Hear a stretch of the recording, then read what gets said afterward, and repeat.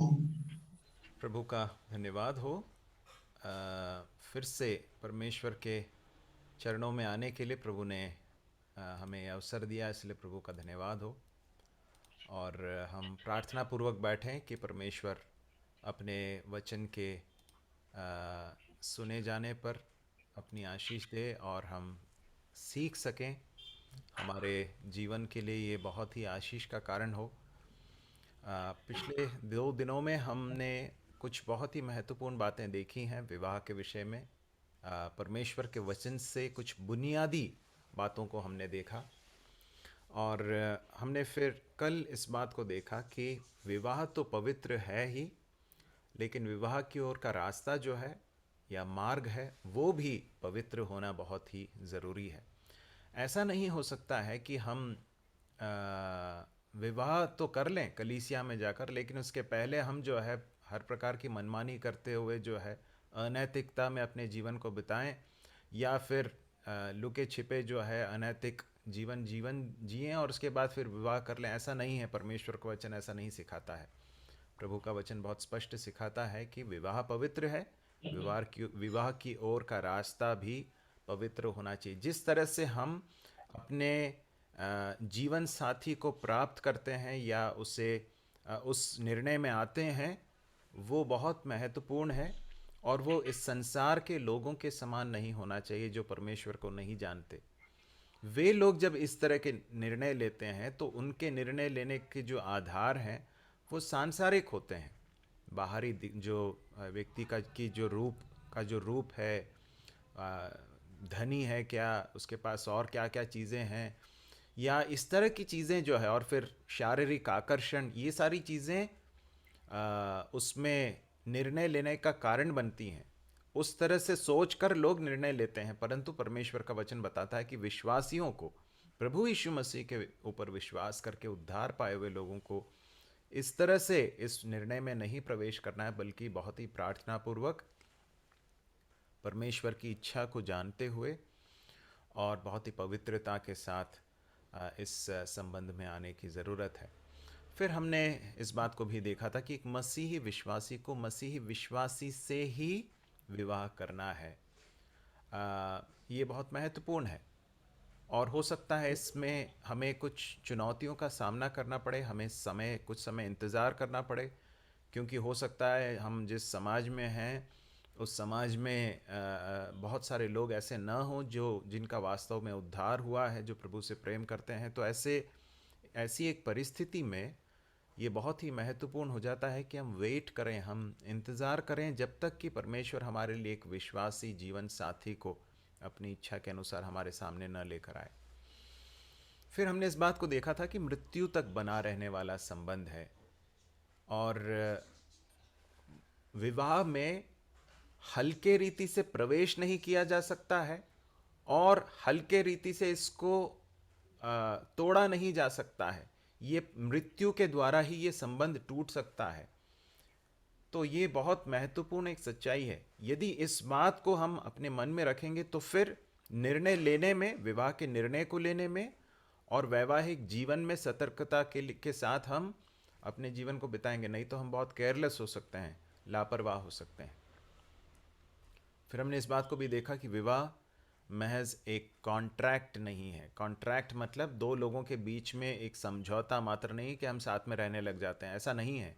परंतु विवाह परमेश्वर के वचन के अनुसार एक वाचा है, एक कवनेंट है, जिसमें दो लोग एक दूसरे के प्रति परमेश्वर की दृष्टि में वाचा बांधते हैं। और इसलिए कलीसिया में विश्वासियों के समक्ष विवाह जो है वो बहुत ही सार्वजनिक रूप से जब विवाह होता है, ये बहुत ही एक महत्वपूर्ण बात है। इसलिए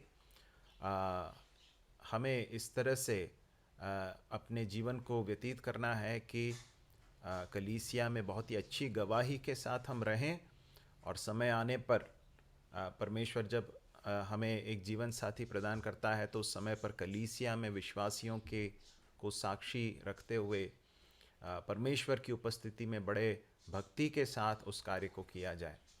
तो विवाह एक वाचा है, इस बात को हमने देखा। आज हम कुछ और बातें विवाह के उद्देश्य के विषय में देखकर फिर हम आगे बढ़ेंगे। विवाह के उद्देश्य, विवाह को परमेश्वर ने क्यों स्थापित किया? तो हमने उत्पत्ति की पुस्तक में इस बात को देखा था कि देखा परमेश्वर ने कहा कि आदम का अकेला रहना अच्छा नहीं है, मैं उसके लिए एक सहायक बनाऊंगा जो उससे मेल खाए। तो विवाह का जो प्राथमिक उद्देश्य है वो यह है कि पुरुष और स्त्री विवाह के संबंध में आकर एक दूसरे के साथी बने, एक दूसरे के कंपेनियन बने। अंग्रेजी में जो शब्द है वो है कंपेनियन।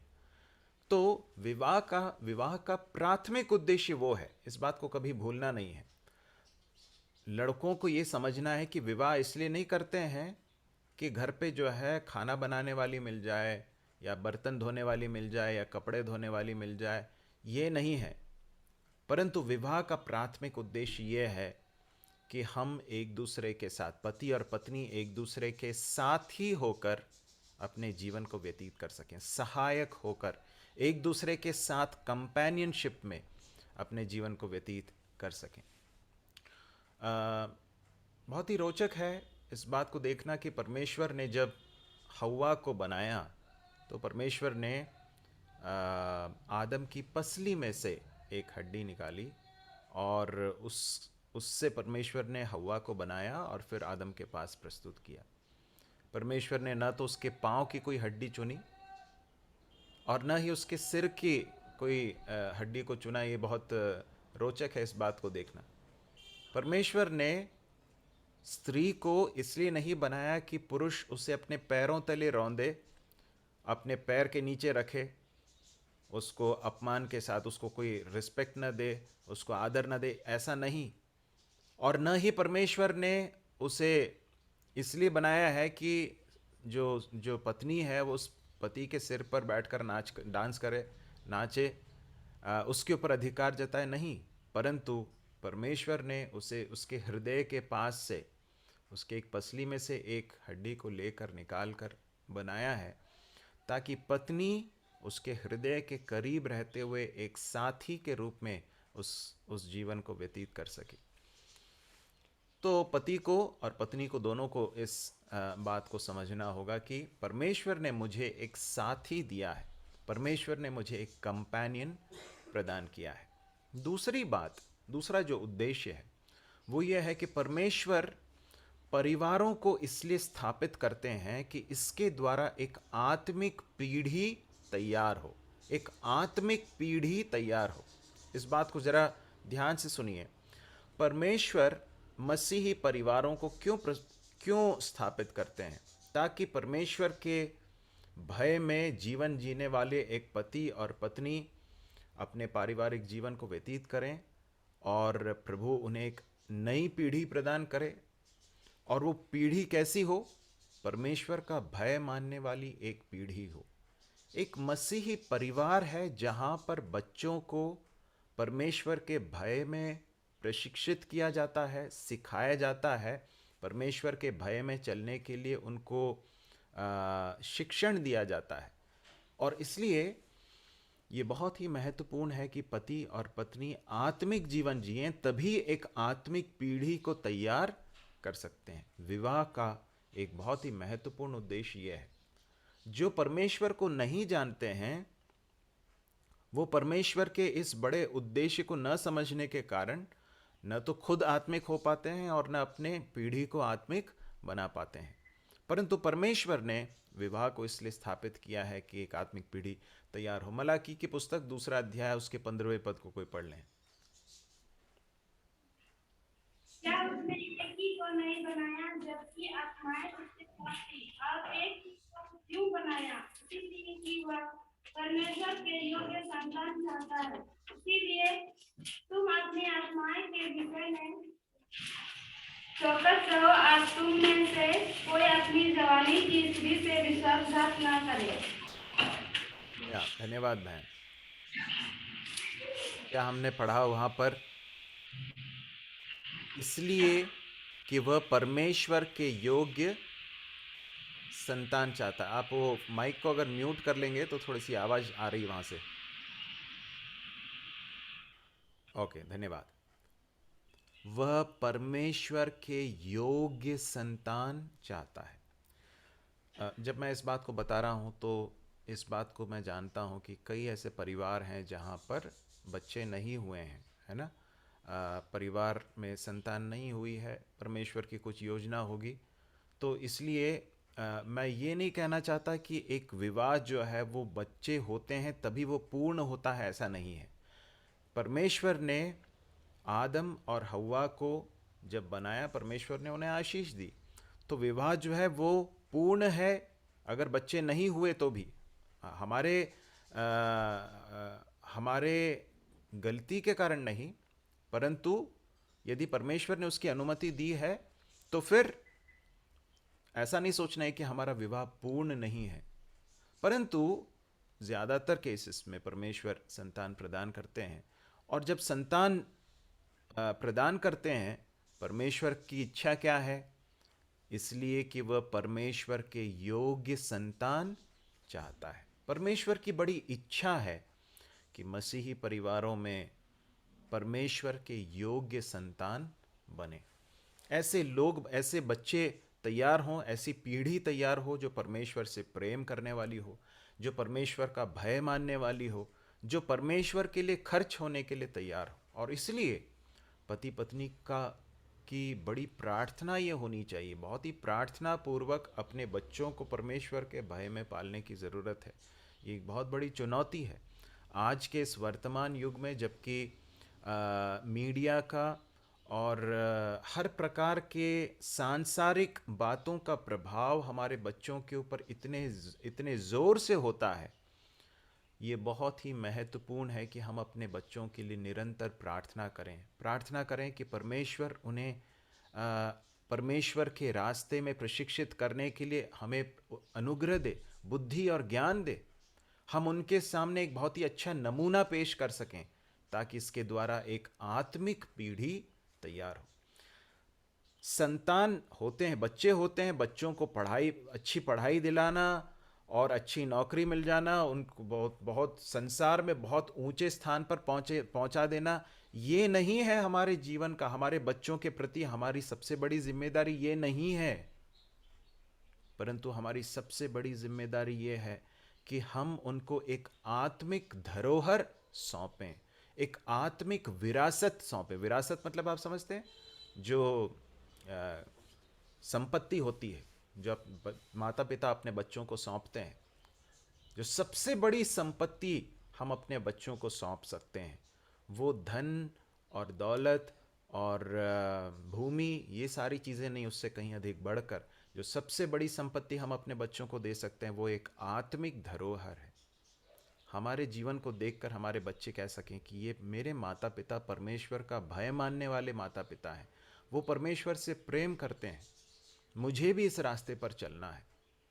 प्रभु दया करे और हम अपने आने वाली पीढ़ी को एक आत्मिक पीढ़ी होकर परमेश्वर के लिए प्रशिक्षित कर पाएँ। तो विवाह के ये दो प्राथमिक उद्देश्य हैं, साथी होना या कंपेनियनशिप, और एक आत्मिक पीढ़ी को तैयार करना।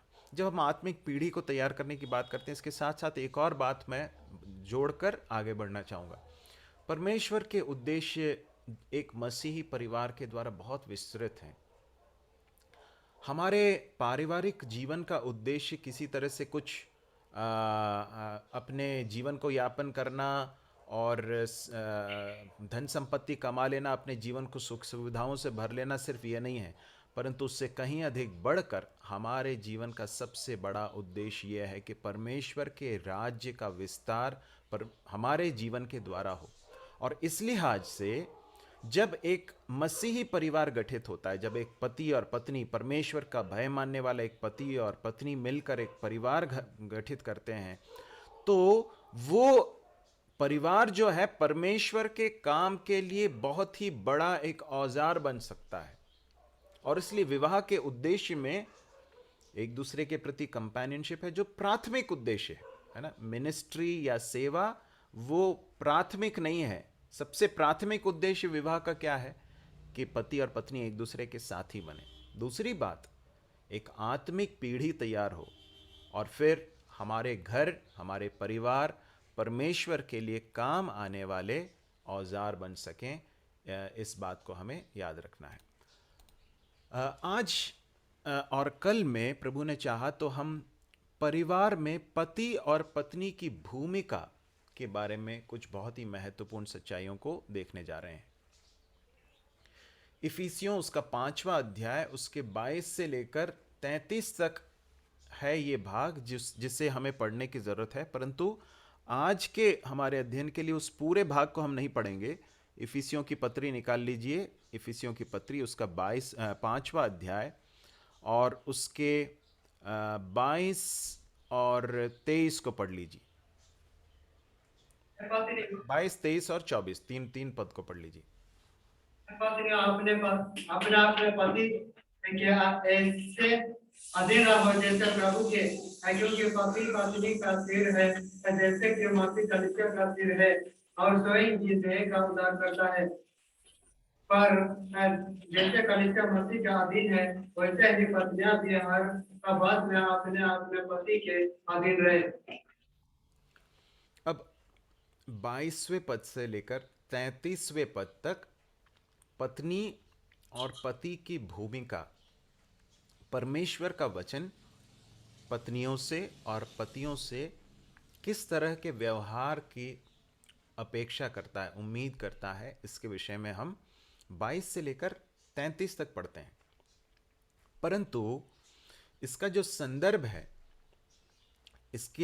इन पदों की जो बुनियाद है, मतलब कोई भी घर जब हम बनाते हैं तो घर के लिए जो नींव बनाते हैं ना, फाउंडेशन बनाते हैं, वो फाउंडेशन कहाँ पर है? इन सारे निर्देशों का जो फाउंडेशन है, जो क्या बोलना चाहिए, नींव है, बुनियाद है, वो कहाँ है? 18वें पद में हमें दिखता है, 18 से लेकर 20 तक।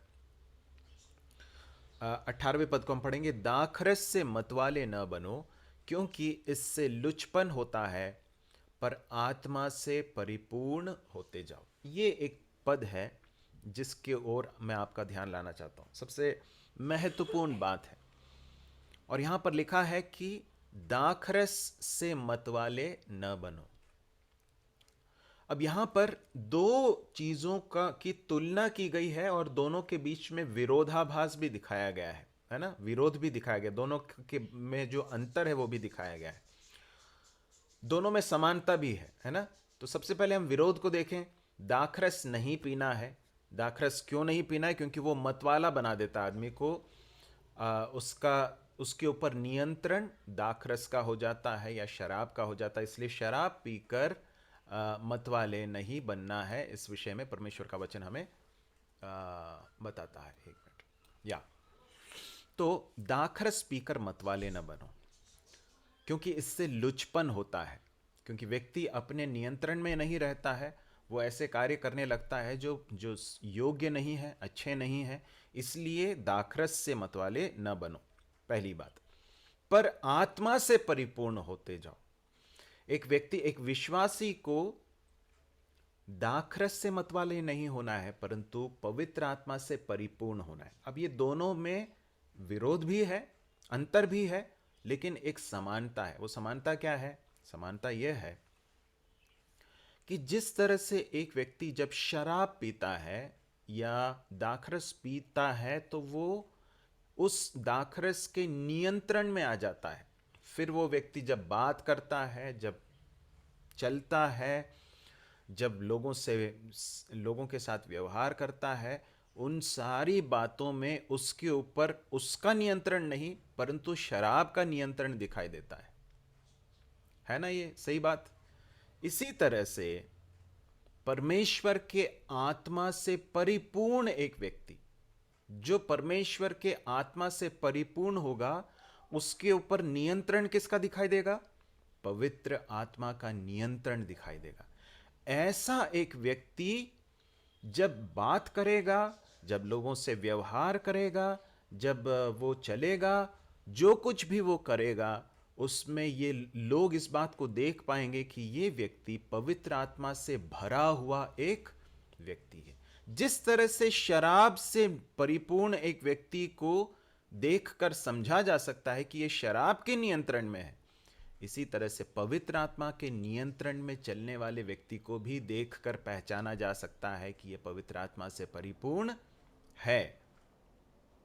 ठीक है, तो आत्मा से परिपूर्ण होते जाओ, यह है निर्देश। अब जरा इस बात को ध्यान दीजिए कि 22 से लेकर 33 तक जो निर्देश दिए गए हैं पति के लिए, पत्नी के लिए, इन निर्देशों का पालन हम अपनी ताकत से नहीं कर सकते। जरा इस बात को समझिए, इन निर्देशों का पालन हम अपनी ताकत से नहीं कर सकते, पवित्र आत्मा की सामर्थ्य से ही हम इन निर्देशों का पालन कर सकते हैं। एक आत्मिक व्यक्ति ही इस तरह से व्यवहार कर सकता है। एक आत्मिक पत्नी ही अधीन हो सकती है, प्रेम कर सकती है, अपने परिवार का ख्याल रख सकती है, अपने घर को बना सकती है, परमेश्वर के लिए काम आ सकती है। एक आत्मिक पति ही अपनी पत्नी से वैसे प्रेम कर सकता है जैसा मसीह ने प्रेम किया है, और अपनी पत्नी के लिए एक त्यागपूर्ण एक कार्य को कर सकता है, अपने घर का पालन पोषण कर सकता है, और अपने पत्नी की भलाई के लिए परिश्रम कर सकता है। आप देख रहे हैं इस बात को। 22 से लेकर 33 तक जो बातें हम देखने जा रहे हैं, उन कार्यों को करने के लिए एक आत्मिक व्यक्ति की जरूरत है। और सच्ची आत्मिकता क्या है? जानकारी रखना नहीं है, परंतु हमारे संबंधों में जब भक्तिपूर्ण तरीके से हम आचरण करते हैं, हमारे संबंधों में जब दिखता है कि ये व्यक्ति परमेश्वर के वचन के अनुसार चलता है, वो है सच्ची आत्मिकता। सच्ची आत्मिकता पहले कहाँ दिखाई देगी? घर में दिखाई देगी। हमारे घर वाले हमें सबसे ज्यादा देखते हैं, सबसे करीब से देखते हैं, और वो हमारे जीवन में कपट को और पाखंड को, दिखावे को आसानी से पकड़ लेते हैं। और इसलिए हमारी आत्मिकता कहाँ सबसे पहले दिखाई देगी? घर में दिखाई देनी चाहिए। पति के और पत्नी के संबंध में, माता पिता के साथ के संबंध में, बच्चों के साथ के संबंध में, सास ससुर के साथ के संबंध में, हमारे घर के जो संबंध है उसमें दिखाई देना चाहिए कि हम वास्तव में आत्मिक हैं। ठीक है। अब 21 से लेकर 22 से लेकर 30 तक जो है, जो बहुत सारे निर्देश दिए गए हैं पत्नियों के लिए और पतियों के लिए निर्देश दिए गए। इन निर्देशों का जो लक्ष्य क्या है? लक्ष्य क्या है? हम उसके 31 से लेकर 33 तक हम पढ़ते हैं। इस कारण मनुष्य अपने माता पिता को छोड़कर अपने पत्नी से मिला रहेगा, वे दोनों एक तन होंगे। ये भेद तो बड़ा है, पर मैं यहाँ मसीह और कलीसिया के विषय में कहता हूँ। पर तुम में से हर एक अपनी पत्नी से अपने समान प्रेम रखे, पत्नी भी अपने पति का भय माने। तो यहाँ पर एक ऐसा पिक्चर दिखाया गया, एक तस्वीर दिखाई गई है। और तस्वीर कैसी है? एक ऐसे परिवार की तस्वीर है जहाँ पर पति और पत्नी एक दूसरे से प्रेम रखते हैं और बड़े सौहार्द के साथ एक परमेश्वर का भय मानने वाला, परमेश्वर के वचन के अनुसार चलने वाले एक परिवार की एक तस्वीर वहाँ पर हमारे लिए खींची गई है। उस लक्ष्य को प्राप्त करने के लिए, कौन से लक्ष्य को? एक प्रेम से, सौहार्द से परिपूर्ण एक परिवार के लक्ष्य को प्राप्त करने के लिए बहुत ही ज़रूरी है कि हम इन निर्देशों का पालन हमारे जीवन में करें। हम देखते हैं पहले परिवार को, यदि हम देखें तो आदम और हव्वा को परमेश्वर ने बनाया। कितना ही अच्छा एक चित्र वहाँ पर हम देखते हैं।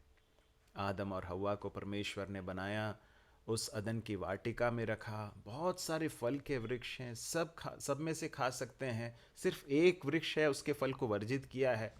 परमेश्वर रोज उनके पास आते हैं, बातचीत करते हैं। कितना सुंदर एक चित्र है। परंतु क्या हुआ? कुछ ही समय के बाद परमेश्वर के विरुद्ध पाप करने के कारण क्या हो गया? पति और पत्नी के बीच में समस्याएं आने लगी, परस्पर आरोप लगाने लगे, पारिवारिक कलह हुआ, अधिकार की लड़ाई होने लग गई।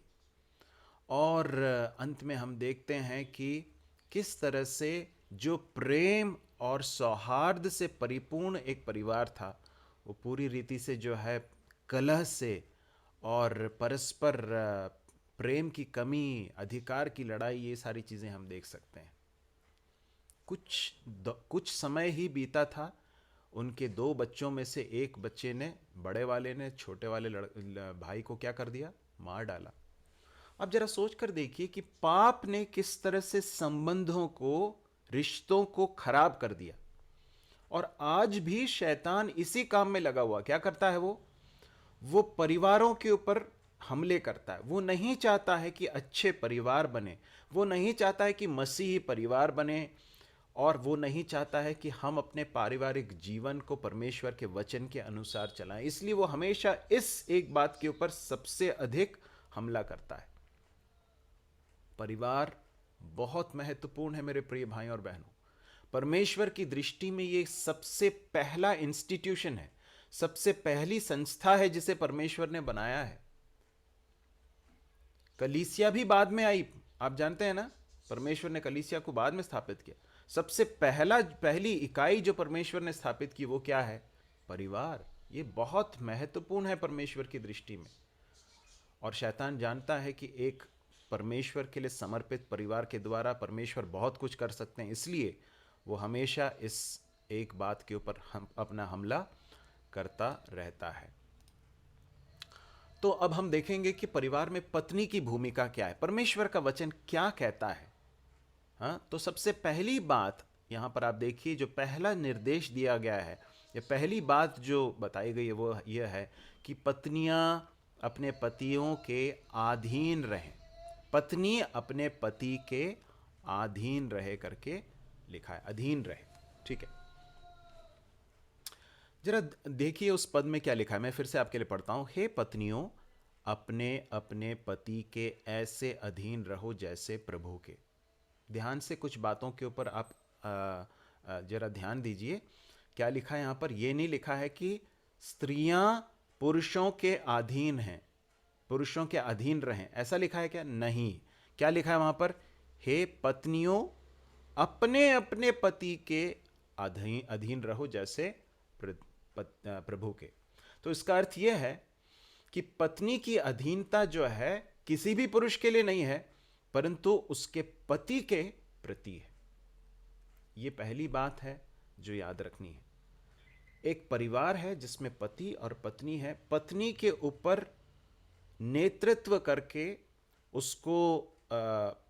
उसको परमेश्वर के उस उद्देश्यों की पूर्ति के लिए उसको नेतृत्व देने का कार्य परमेश्वर ने उसके पति को दिया है, किसी और को नहीं दिया। उसके ससुर को नहीं दिया, उसके सास को नहीं दिया, उसके माता पिता को नहीं दिया है, उसके दूसरे कलीसिया के भाइयों को नहीं दिया है। इस बात को याद रखिए। प्राथमिक जिम्मेदारी पत्नी को के सिर के रूप में, हाँ, नेतृत्व करने का उसके पति को दिया है। इस बात को याद रखें। दूसरी बात, पति के प्रति अधीनता कोई विकल्प नहीं है। विकल्प मतलब ऑप्शन नहीं है। हम चाहे तो कर सकते हैं, चाहे तो नहीं भी कर सकते हैं, ऐसी बात नहीं है। यहाँ लिखा है, हे पत्नियों, अपने अपने पति के ऐसे अधीन रहो जैसे प्रभु की। ये एक निर्देश, ये एक आज्ञा है, ये प्रभु की आज्ञा है, परमेश्वर के वचन की स्पष्ट शिक्षा है। कोई भी जरा जल्दी से इन भागों को पढ़ें। इफिसियों 5 का 22 तो हमने पढ़ लिया, कुलुस्सियों 3 का 18, पहला पतरस 3 का 1 से लेकर 6, तीतुस 2 का 5, जल्दी पढ़ें।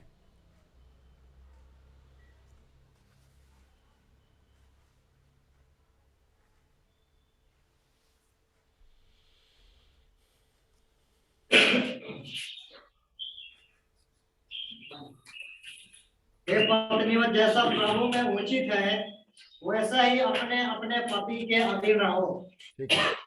अब तीतुस 2 का या पहला पतरस 3 का 1 से 6 भी जल्दी पढ़ें।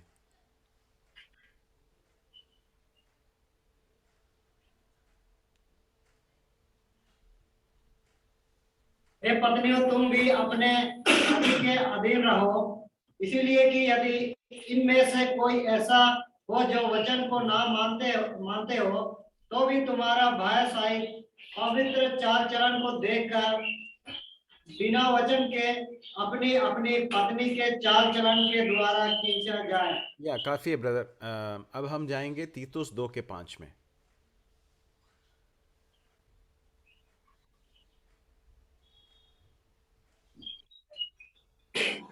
और संयमी पवित्रता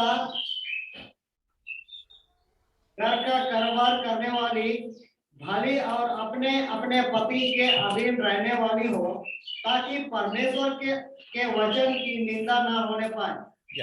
यहाँ पर इन तीनों भागों में परमेश्वर का वचन स्पष्ट बताता है। इफिसियों में भी हमने पढ़ा, परमेश्वर के वचन की स्पष्ट शिक्षा है। ये एक आदेश है, परमेश्वर की आज्ञा है, ये विकल्प नहीं है ना। और ये मनुष्यों के द्वारा बनाई गई एक आज्ञा नहीं है, परंतु ये परमेश्वर के वचन की शिक्षा है। आगे जाकर हम इसको जब विस्तार से सीखेंगे तब हमें समझ में आएगा कि ये मनुष्य के दिमाग की उपज नहीं है, परमेश्वर का डिज़ाइन है। ठीक है, तो यहाँ पर अधीनता कोई विकल्प नहीं है, परंतु प्रभु की आज्ञा है। इस बात को हम देख सकते हैं। अब जरा देखें अधीनता का मतलब क्या नहीं है। अधीनता क्या है उसे बाद में हम देखेंगे, अधीनता का मतलब क्या नहीं है उसे पहले देख लें। अधीनता का मतलब हीनता नहीं है। अंग्रेजी में इसको कहते हैं इन्फीरियोरिटी, है ना। इन्फीरियोरिटी मतलब क्या है? इन्फीरियोरिटी का मतलब यह है कि पत्नी को परमेश्वर का वचन जब कहता है कि पति के अधीन रहो, तो इसका अर्थ ये कतई नहीं है कि पत्नी पति से क्वालिटी में कम है, कम गुणवत्ता की है, कमतर है, उससे कम है, उसका मूल्य कम है। ऐसा नहीं परमेश्वर का वचन बताता है। देखिए, परमेश्वर का वचन स्पष्ट बताता है कि परमेश्वर ने पुरुष और स्त्री दोनों को अपने स्वरूप और समानता में बनाया। सही है कि नहीं? उत्पत्ति की पुस्तक में पहले अध्याय में हम पढ़ते हैं, परमेश्वर ने मनुष्य को अपने स्वरूप और समानता में बनाया, नर और नारी करके उसे बनाया। तो दोनों, पुरुष और स्त्री दोनों ही परमेश्वर के स्वरूप में बनाए गए हैं, और इसलिए दोनों का मूल्य एक है। दोनों को व्यक्तिगत रूप से परमेश्वर द्वारा बनाया गया था। देखिए, जिस तरह से परमेश्वर ने आदम को बनाया, इसी तरह से परमेश्वर ने स्त्री को भी बनाया, हव्वा को भी बनाया। परमेश्वर ने अपने हाथों से गढ़ा, तो दोनों को व्यक्तिगत रूप से परमेश्वर के द्वारा बनाया गया है। फिर उत्पत्ति 2 में हम पढ़ते हैं 18 में, परमेश्वर ने उसके बोला कि मैं उसके लिए एक सहायक बनाऊंगा। तो सहायक जब शब्द हम जब सुनते हैं तो हमारे मन में ऐसा यूजुअली ऐसा आता है कि असिस्टेंट, है ना, या फिर हेल्पर। हेल्पर मतलब क्या है? होटल में हेल्पर या फिर गाड़ी चलाने में हेल्पर। तो हम लोग कई बार ये सोचते हैं कि हेल्पर या सहायक मतलब जो है वो स्तर में थोड़ी कम की है, इसलिए उसको हेल्पर बताया गया। नहीं, ऐसा नहीं है। गलातियों 3 अध्याय के 28वें पद को कोई जल्दी पढ़ लें।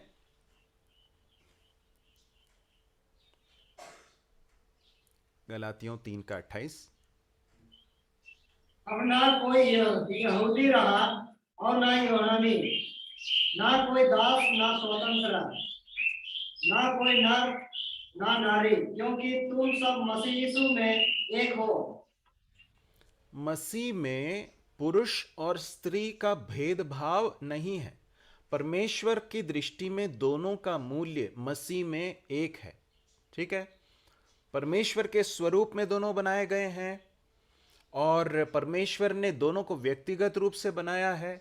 और यहां पर हम पढ़ रहे थे कि परमेश्वर मसीह में दोनों एक हैं। ठीक है, अब एक और भाग निकाल लीजिए, पहला पतरस उसका पहला अध्याय, सॉरी 3 अध्याय,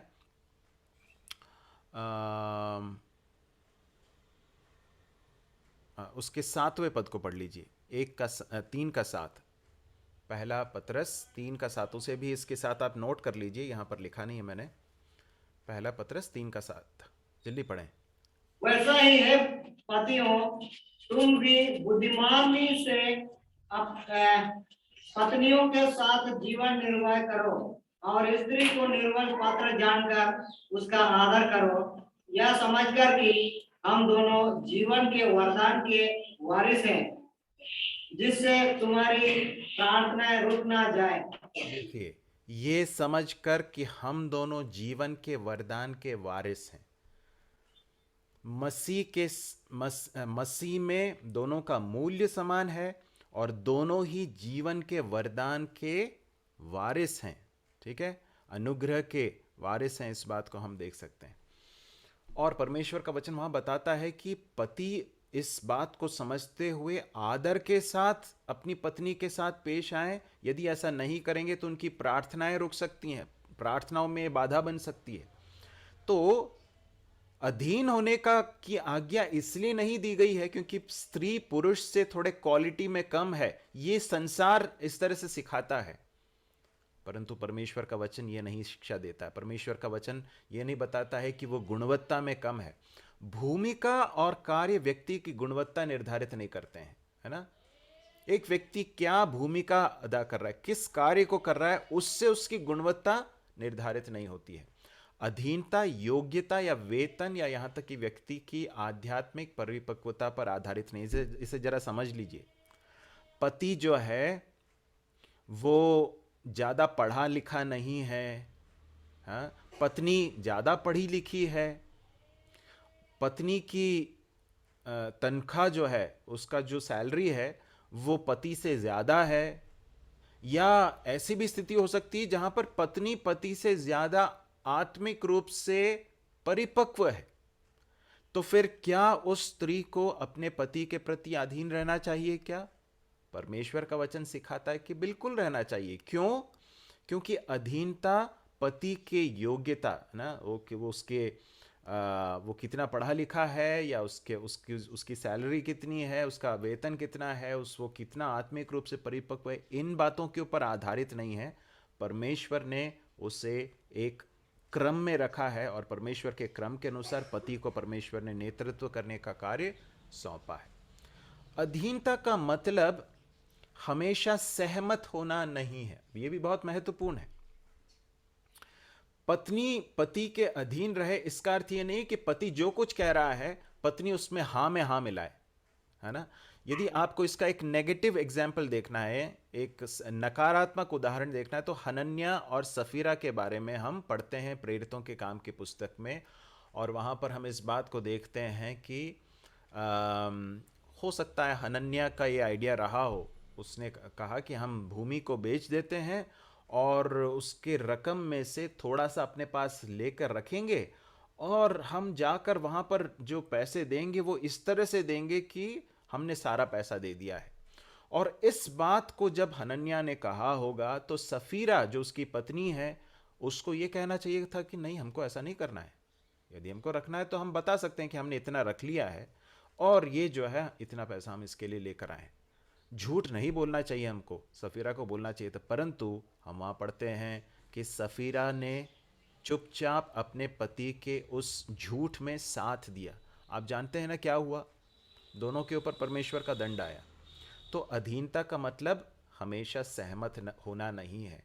ऐसे समय आ सकते हैं जब यदि पति परमेश्वर के वचन के विरुद्ध कुछ कर रहा है तो पत्नी बड़े आदर के साथ, लेकिन साथ साथ में बहुत ही तटस्थ रहते हुए दृढ़ता के साथ, बहुत ही विनम्रता के साथ बताए कि देखिए ये सही नहीं है, ये जो आप कर रहे हैं गलत है, हमें ऐसा नहीं करना है। प्रेरितों 5 के 19-29 को कोई पढ़ लीजिए। प्रेरितों 5 का 29। तब पतरस और अन्य प्रेरितों ने उत्तर दिया, मनुष्यों की आज्ञा से बढ़कर परमेश्वर की आज्ञा का पालन करना ही हमारा कर्तव्य है। हाँ, तो परमेश्वर की आज्ञा से बढ़कर, मनुष्यों की आज्ञा से बढ़कर परमेश्वर की आज्ञा का पालन करना हमारा कर्तव्य है। तो प्रभु में अपने पति के अधीन रहना, इसका अर्थ यह है कि हमें इस बात को कभी भूलना नहीं है कि परमेश्वर के वचन के खिलाफ जाने वाली बातों में जरूर बोलना है। अधीनता का मतलब यह नहीं है कि आप चुप ही रहें। अधीनता का मतलब यह नहीं है कि पत्नी का पति पर प्रभाव नहीं है। पहला पत्रस 3 का 1 हमने अभी पढ़ा था, जिसमें हम पढ़ते हैं कि अधीन रहो ताकि तुम्हारे अच्छे व्यवहार से यदि तुम्हारा पति विश्वास में नहीं है तो वो प्रभु में आ जाए। इसका अर्थ क्या है? इसका अर्थ यह है कि एक आत्मिक पत्नी का पति के ऊपर प्रभाव पड़ता है। एक पत्नी अपने पति के ऊपर आत्मिक प्रभाव डाल सकती है, परंतु नेतृत्व करते हुए नहीं, अधीन रहते हुए ही परंतु परमेश्वर के भय में जीते हुए, प्रभु के वचन के अनुसार चलते हुए एक आत्मिक प्रभाव डालने के लिए पत्नी को बुलाया गया है, बुलाहट दी गई है। फिर लास्ट पॉइंट है, अधीनता का मतलब पति के डर में जीना नहीं है। अधीनता का अर्थ ये नहीं है कि पति बाहर गया हुआ है और घर पे जैसे ही आता है तो पत्नी कांपने लग रही है, क्या मालूम अब क्या हो जाएगा। हाँ, ये नहीं है। पहला यूहन्ना 4:18 में हम क्या पढ़ते हैं, सिद्ध प्रेम डर को दूर कर देता है, भय को दूर कर देता है। प्रेम यदि है तो उसमें डर नहीं होगा, है ना।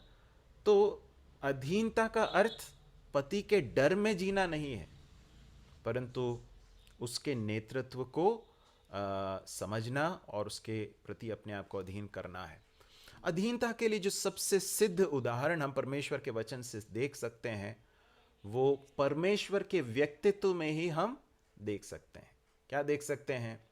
हम देख सकते हैं कि परमेश्वर त्रिएक परमेश्वर है, और परमेश्वर त्रिएक परमेश्वर में हम देख सकते हैं कि परमेश्वर पुत्र पिता के समतुल्य होने के बावजूद, उनके समतुल्य मतलब उनके समकक्ष, उनके बराबर होने के बावजूद भी पुत्र जो है पिता के अधीन होते हैं। और यदि हम परमेश्वर के व्यक्तित्व को देखें, परमेश्वर को देखें, तो वहां पर पिता, पुत्र, पवित्र आत्मा के बीच में हितों का कोई टकराव नहीं है, है ना। कोई टकराव नहीं उनके बीच में। कोई ईर्ष्या है क्या? नहीं। कोई प्रतिस्पर्धा है क्या? कंपटीशन है क्या? नहीं। बल्कि पूर्ण प्रेम और सद्भाव हम वहां पर देख सकते हैं। तो ये एक बहुत ही महत्वपूर्ण बात है जिसे हमें समझने की ज़रूरत है, क्योंकि यदि हम इस सच्चाई को नहीं समझेंगे तो फिर जो है हम अपने पारिवारिक जीवन में हमें जो निर्देश दिए गए उसे सही रीति से हम समझ नहीं पाएंगे। प्रभु यीशु मसीह को हम अधीन होते हुए देखते हैं। इसका अर्थ ये नहीं है कि प्रभु यीशु मसीह पिता से कमतर हैं, नहीं, परंतु प्रभु यीशु मसीह ने उस भूमिका को स्वेच्छा के साथ, बड़े आनंद के साथ अपने ऊपर लिया। फिलिपियों उसके 2 अध्याय के 5वें पद से लेकर 10वें पद तक हम पढ़ सकते हैं कि किस तरह से प्रभु यीशु मसीह ने अपने आप को अधीन किया, नम्र किया, दास का स्वरूप धारण किया, और उसके द्वारा प्रभु यीशु मसीह ने अधीनता का सबसे आदर्श उदाहरण हमारे लिए पेश किया है। यदि प्रभु यीशु मसीह अधीन हो सकते हैं तो एक पत्नी को भी अपने पति के अधीन होना चाहिए। हो सकता है पत्नी ये कहे कि अरे सिर्फ हमको ही अधीन रहने की बात कही गई है क्या? नहीं, पुरुषों को भी अधीन रहना है। किसके अधीन रहना है? उनके ऊपर परमेश्वर ने जिन्हें रखा है उनके अधीन रहना है। पुरुषों को अपने कार्यस्थल पर परमेश्वर ने उनके ऊपर जिन लोगों को रखा उनके अधीन रहना है। पुरुषों को कलीसिया में अपने अगुओं के प्रति अधीन रहना है। पुरुषों को मसीह के अधीन रहना है, परमेश्वर के अधीनता में रहना है। पुरुषों को सरकार के जो नियम हैं, कानून है, उसके अधीन रहना है। तो इस तरह से जो अधीनता है वो सिर्फ स्त्रियों के लिए नहीं है, परंतु संपूर्ण सभी लोगों के लिए अधीनता के अलग अलग क्षेत्र हैं। तो इस बात को हमें याद रखने की जरूरत है। प्रभु यीशु मसीह ने हमें अधीनता का सबसे उत्तम उदाहरण दिखाया। यदि हम प्रभु यीशु मसीह के बचपन के बारे में देखें तो वहाँ देख सकते हैं कि वो यरूशलेम के मंदिर में गए, और वहाँ से वापसी के उस यात्रा में प्रभु यीशु मसीह वहाँ पर ठहर गए, और उसके माता पिता बहुत चिंतित हो गए। वो लोग ढूंढ रहे थे कि कहाँ हैं, नहीं दिखे। वापस वहाँ पर यरूशलेम में गए तो मंदिर में प्रभु को लोगों के साथ बातचीत करते हुए देखा। प्रभु उनसे कहते हैं, क्या तुम्हें नहीं मालूम कि मुझे अपने पिता के घर में रहना ज़रूरी था? खैर, लेकिन उसके बाद हम आगे देखते हैं, उसी भाग में ऐसा लिखा है कि प्रभु यीशु मसीह ने अपने आप को उनके अधीन रखा, उनके प्रति आज्ञाकारी रहा। किन के प्रति? आप जानते हैं प्रभु यीशु मसीह कौन है? परमेश्वर का सिद्ध पुत्र है, सिद्ध मनुष्य है, जिसमें पाप नहीं है, जिसमें पाप का कोई नामो निशान नहीं है। यूसुफ और मरियम कैसे हैं? साधारण मनुष्य हैं जिनके अंदर पाप का स्वभाव है, जो कि पूर्ण नहीं है ना। ऐसे माता पिता के प्रति भी एक सिद्ध परमेश्वर पुत्र ने क्या किया? समर्पण किया, या फिर आज्ञाकारी रहा। यदि प्रभु यीशु मसीह ऐसा कर सकते हैं तो हम निश्चित रूप से हमें भी करना चाहिए। तो अधीनता जो है ये परमेश्वर के पुत्र प्रभु यीशु मसीह का स्वभाव है, जबकि विद्रोह करना, आज्ञा न मानना, ये किसका स्वभाव है आप जानते हैं? ये शैतान का स्वभाव है। आप जानते हैं वो पहले से ही वो विद्रोही रहा, उसने परमेश्वर के विरोध में विद्रोह किया। और इसलिए अधीनता का, जब हम अधीन होते हैं, परमेश्वर ने जिन्हें हमारे ऊपर रखा है, फिर वो स्त्रियों के संबंध में हो, बच्चों के संदर्भ में हो, या पुरुषों के संबंध में हो, जब जिन्हें परमेश्वर ने हमारे ऊपर रखा है उनके अधीन जब हम रहते हैं, तो हमारे जीवन के द्वारा हम प्रभु यीशु मसीह का स्वभाव दिखा रहे हैं। और यदि ऐसा नहीं करते हैं तो फिर वो प्रभु यीशु मसीह का स्वभाव नहीं, परंतु शैतान का स्वभाव हमारे द्वारा दिखता है। अब एक और बात देखें, अधीनता जो है ना, ये एक आभूषण के समान है। पहला पत्रस 3:6 पढ़ लीजिए।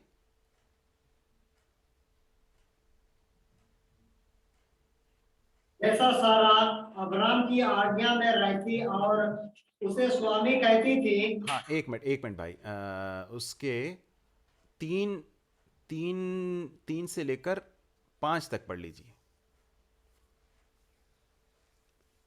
तुम्हारा श्रृंगार दिखावटी ना हो, अर्थात बाल गूंथना और सोने के गहने या भांति भांति के कपड़े पहनना, वरन तुम्हारा छिपा हुआ और गुप्त मनुष्यवत्ता, नम्रता और मन की दीनता की अविनाशी सजावट से सुसज्जित रहे, क्योंकि परमेश्वर की दृष्टि में इसका मूल्य बड़ा है। पूर्व काल में पवित्र स्त्री भी जो परमेश्वर पर आशा रखती थी, अपने आप को इसी रीति से संवारती और अपने अपने पति के अधीन रहती थी। ठीक है, धन्यवाद। यहाँ पर प्रेरित पत्रस अधीनता के बारे में एक बहुत महत्वपूर्ण बात बताते हैं। आप जानते हैं क्या लिखा है? ये बताया गया है कि स्त्रियों का श्रृंगार, वास्तविक श्रृंगार क्या है ना? लिखा है, तुम्हारा श्रृंगार दिखावटी न हो, अर्थात बाल गूंथना या सोने के गहने या भांति भांति के कपड़े पहनना, वरन तुम्हारा छिपा हुआ और गुप्त मनुष्यत्व, नम्रता और मन की दीनता की अविनाशी सजावट से सुसज्जित रहे। तो जब एक पत्नी अपने पति के प्रति अधीन रहती है, नम्रता और मन की दीनता के साथ अपने जीवन को व्यतीत करती है, तो वो उसके लिए एक आभूषण के समान है, वो उसके लिए एक श्रृंगार के समान है, वो उसके लिए सजावट के समान है। आप जानते हैं इस बात को? एक स्त्री को सबसे अधिक पति के दृष्टि में आकर्षक बनाने वाली बात उसका बाहरी रूप से कहीं अधिक बढ़कर उसका चरित्र है ना? तो बाहरी रूप के विषय में हम सब जो है बहुत चिंतित रहते हैं, अच्छी बात है, उसमें कोई बुरी बात नहीं है, परंतु उससे कहीं कहीं अधिक बढ़कर हमारा वास्तविक जो हमारी सजावट है, हमारा श्रृंगार है, वो बाहरी नहीं है, परंतु हमारा आंतरिक मनुष्यत्व है, हमारा छिपा हुआ और गुप्त मनुष्यत्व है, अर्थात हमारा वास्तविक व्यक्तित्व। और वो व्यक्तित्व में क्या दिखना चाहिए? नम्रता और मन की दीनता की सजावट। और ये सजावट कैसी है? लिखा है ये अविनाशी सजावट। दूसरा पॉइंट देखिए, नम्रता और मन की दीनता अविनाशी सजावट है। ये एक ऐसी सजावट है, ये एक ऐसी सुंदरता है जो उम्र के बढ़ने के साथ बढ़ती जाती है।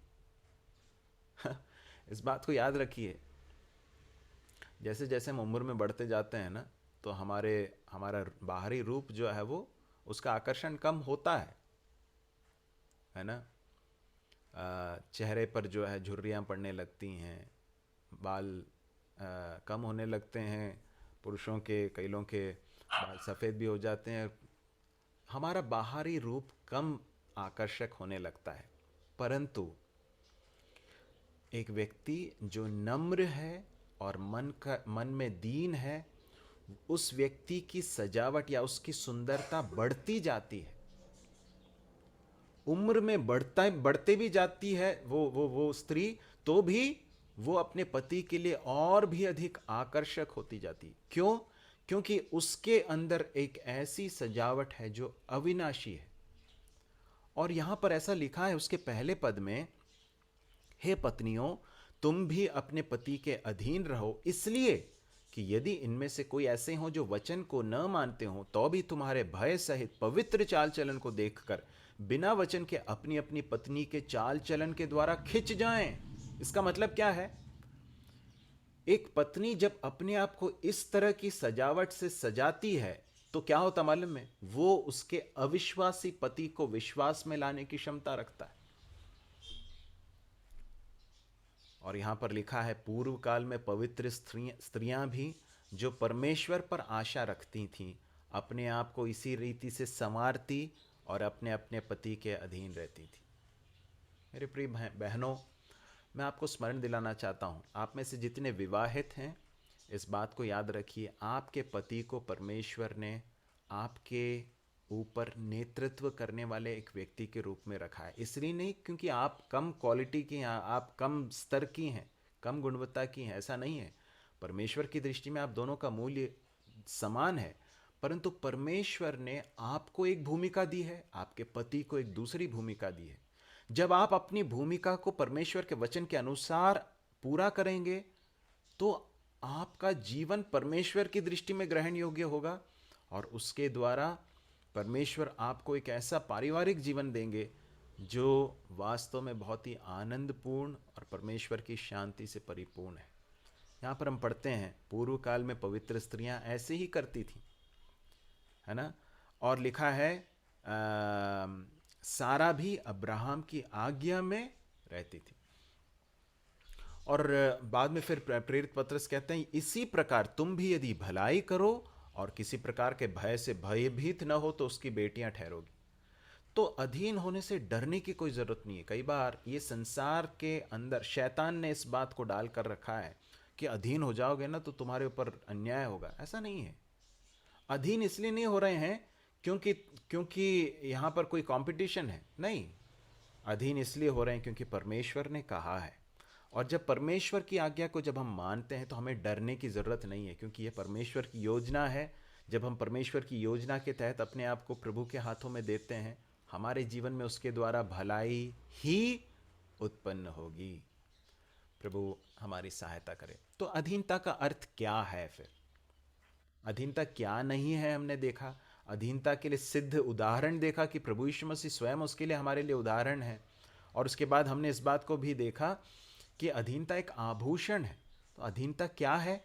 यदि हम इसका जो मूल शब्द है उसे देखें तो उसमें उस शब्द को इस तरह से कहा गया, उसका वो शब्द जो मूल भाषा में उपयोग किया गया वो है हुपटासो। और ये एक सैनिक शब्द है, मिलिट्री के अंदर यूज किया जाता है। और इसका अर्थ यह है कि खुद को रैंक में रखना। रैंक में मतलब मिलिट्री के अंदर या सेना के अंदर अलग अलग रैंक होते हैं, और हर व्यक्ति को अपने आप को उस अपने रैंक में रखना, अपने उस स्थान पर रखना अपने आप को। तो यह है अधीन होने का अर्थ। तो जब स्त्री को या पत्नी को जब परमेश्वर इस बात की हिदायत देता है, आज्ञा देता है कि उसे अपने पति के अधीन रहना है, तो ये क्या है? ये उसके लिए परमेश्वर की क्या है? बुलाहट है। यह उस बुलाहट को मानना है जिसे प्रभु ने एक पत्नी के जीवन के लिए रखा है। This is a calling. परमेश्वर की एक बुलाहट है, ठीक है। और एक पत्नी परमेश्वर के द्वारा बनाए गए क्रम के प्रति आदर करते हुए मानती है। क्रम है, यहां पर एक क्रम दिया गया है। परमेश्वर ने रखा एक डिजाइन, एक ऑर्डर रखा है परमेश्वर ने, कि पति को परमेश्वर ने घर के मुखिया के रूप में रखा है, पत्नी को अधीन रहना है ना, और अपनी भूमिका को निभाना है। जब इस बात का आदर करती है तो इस बात को मानती है कि परमेश्वर ने मेरे पति को मेरे सिर के रूप में रखा है, मुझे इसका सम्मान करना चाहिए। पत्नी अपने पति के नेतृत्व का सम्मान करते हुए उसे इस नेतृत्व को पूरा करने में मदद करने के द्वारा अपनी बुलाहट को पूरा करती है। जब पत्नी अपने आप को अधीन करती है तो वो पति को नेतृत्व करने के लिए मदद कर रही है। इस बात को भी याद रखिए। यदि पत्नी अगर विरोध करे, अधीन न रहे, तो पति फिर अपने नेतृत्व के कार्य को अच्छी तरह से नहीं कर सकता। नेतृत्व करना नेतागिरी करना नहीं है, इस बात को याद रखिए। जितने पुरुष सुन रहे हैं, प्रभु ने चाहा तो कल हम पति के भूमिका में आएंगे। मैं आपको बताना चाहता हूँ पत्नी की भूमिका, पत्नी के बारे में बताते समय यहाँ पर जो है क्या बोलते हैं, इस भाग में इफिसियों की पत्री 5वें अध्याय में 22 में और 23 में पत्नी के बारे में लिखा गया, और सबसे लास्ट पद में भी थोड़ा सा बताया गया। बाकी जितने पद हैं ना वो सब पतियों के लिए। तो आपके लिए रखा है मैंने बहुत कुछ, हम बाद में कल जाकर देखेंगे प्रभु ने चाहा तो। परंतु इस बात को याद रखें कि पति को परमेश्वर ने नेतृत्व करने का स्थान दिया है, अगुवाई करने की बुलाहट दी है। जब पत्नी अपने आप को अधीन करती है तो फिर पति की बुलाहट को पूरा करने में उसकी मदद करती है। ठीक है। पुरुष का नेतृत्व मनुष्य के द्वारा बनाया गया नहीं है, बल्कि परमेश्वर के द्वारा ठहराया गया है। जब हम उनकी योजना और व्यवस्था का सम्मान करते हैं तो क्या होगा? घर में खुशी होती है, शांति, सद्भाव होता है। जब इस आदेश का उल्लंघन करते हैं तो घर में हर प्रकार की गड़बड़ी, अराजकता, अव्यवस्था, ये सारी चीजें देखने को मिलती हैं। परमेश्वर ने जिस ऑर्डर को रखा है उस ऑर्डर को मानने में हमारे जीवन की खुशी है। परमेश्वर ने बहुत कुछ सोच समझ कर ही इस डिजाइन को रखा है। ठीक है।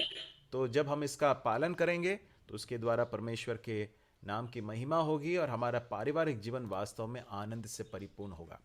पति के प्रति समर्पण प्रभु के प्रति समर्पण का प्रमाण है। देखिए इफिसियों 5:22 में क्या लिखा था, हमने क्या पढ़ा था उसमें?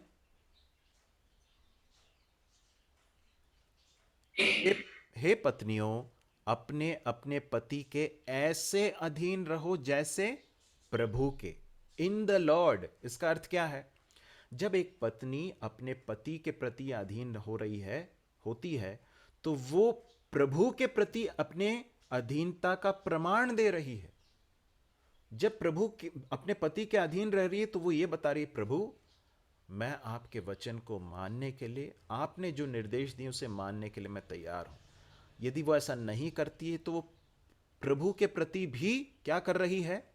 विद्रोह कर रही है। और पत्नी का पति के प्रति जो अधीनता है वो पति के प्रदर्शन के ऊपर आधारित नहीं है। ऐसा नहीं कहना है कि अरे मेरा पति जो है वो तो ऐसा है, वो तो प्रेम नहीं करता, वो ऐसा नहीं करता, वैसा नहीं करता, इसलिए मैं अधीन नहीं हो सकती। ऐसा नहीं कहा, परमेश्वर का वचन ऐसा नहीं सिखाता। ये शर्तों पर आधारित नहीं है, प्रदर्शन पर आधारित नहीं है, परंतु ये बिना शर्त का है। परमेश्वर के वचन के अनुसार परमेश्वर का वचन ये अपेक्षा करता है कि पत्नी अपने पति के प्रति अधीन रहे, पति के नेतृत्व का सम्मान करें। इसका अर्थ क्या है अधीनता का? कि उसके नेतृत्व का सम्मान करें। इस बात को आप मान लें कि परमेश्वर ने मेरे पति को लीडरशिप का काम दिया है मेरे घर में, हमारे घर में। अपने पति को अपना आत्मिक अगुवा बनने के लिए प्रोत्साहित करें। कई बार कई घर ऐसे होते हैं जहां पर पुरुष नेतृत्व नहीं करते हैं, करना चाहिए लेकिन नहीं करते हैं। पारिवारिक प्रार्थना में, आत्मिक बातों में, बहुत सारी चीजों में जो है, जब पति अपने उस लीडरशिप के, उस नेतृत्व के कार्य को नहीं करते हैं तो उस समय पर पत्नी को नेतृत्व करना नहीं है परंतु अपने पति को प्रोत्साहित करना है, कहना है कि नहीं देखिए परमेश्वर ने आपको ये कार्य दिया है और परमेश्वर चाहते हैं कि आपके द्वारा ये कार्य हो। कभी भी अपने पति को दूसरों के सामने, अपने बच्चों के सामने नीचा होकर न दिखाएं। बहुत महत्वपूर्ण है। यदि आप अपने पति के अधीनता में जी रहे हैं तो आप ऐसा नहीं करेंगे। अपने पति को दूसरे लोगों के सामने, अरे ये तो ना ऐसा है, ऐसे हैं, वैसा करते हैं, ऐसा करके उनका मजाक ना उड़ाएं। और बच्चों के सामने भी उनको नीचा नहीं दिखाएं। बच्चों के सामने भी अपने पति का आदर करें, सम्मान करें, बहुत ही सम्मान के साथ बातचीत करें। बच्चों को मालूम होना चाहिए कि हमारी मम्मी जो है वो हमारे पापा का बहुत आदर करती हैं। ठीक है। फिर अगर किसी बात पर के विषय में आप प्रार्थना कर रहे हैं और आपको लग रहा है कि ऐसा करना चाहिए, पति को लग रहा है कि नहीं ऐसा नहीं, दूसरे किसी तरीके से करना चाहिए, और आप प्रार्थना कर रहे हैं, और प्रार्थना करने के बाद भी पति को लगता है कि नहीं वैसे एक तरीके से करना चाहिए, इसका दूसरे तरीके से करना चाहिए, और वो यदि वचन के खिलाफ नहीं है, तो फिर आपको क्या करना है? एक पत्नी के रूप में विनम्रता पूर्वक उस निर्णय के अधीन हो जाइए, क्योंकि उस निर्णय को लेने के बारे में सबसे बड़ी जिम्मेदारी किसकी आप जानते हैं? पति की है। परमेश्वर के प्रति वो जवाबदेह है, इसलिए अधीन हो जाइए। और जहाँ तक यदि पति अविश्वासी है, तो परमेश्वर का वचन बताता है कि ऐसे लोगों के प्रति भी, ऐसे पति के प्रति भी अधीन होना है। लेकिन जैसे मैंने आपको प्रेरितों के काम 5वें अध्याय के 29वें पद में से स्मरण दिलाया था, और हनन्या और सफीरा के बारे में भी स्मरण दिलाया था, हमेशा याद रखें परमेश्वर के प्रति हमारा समर्पण या अधीनता सबसे पहले है, प्रथम है। यदि पति कोई ऐसा कार्य करने के लिए आपसे कहता है जो परमेश्वर के वचन के खिलाफ है, परमेश्वर का अनादर करने वाली बात है, वचन के खिलाफ है, तो आप उनसे विनम्रतापूर्वक कहें कि ऐसा मैं नहीं कर सकती, ये वचन के खिलाफ है, और परमेश्वर आपके जीवन में उसके द्वारा कार्य करेंगे। और प्रभु ने चाहा तो हम कल पत्नी की भूमिका के बारे में कुछ और बातों को देखेंगे, क्योंकि हम उसे पूर्ण कर नहीं पाए हैं। पत्नी की भूमिका में हम सिर्फ अधीनता के विषय में ही देख पाए। प्रभु ने चाहा तो कल कुछ बातों को और देखकर हम इस एक विषय को हम समाप्त करेंगे। प्रभु के नाम की महिमा हो। आप सभी ने बहुत ही धीरज के साथ सुना। आप सभी के जीवन में ये बहुत ही आशीष का कारण बनने पाए। प्रभु के नाम की महिमा हो।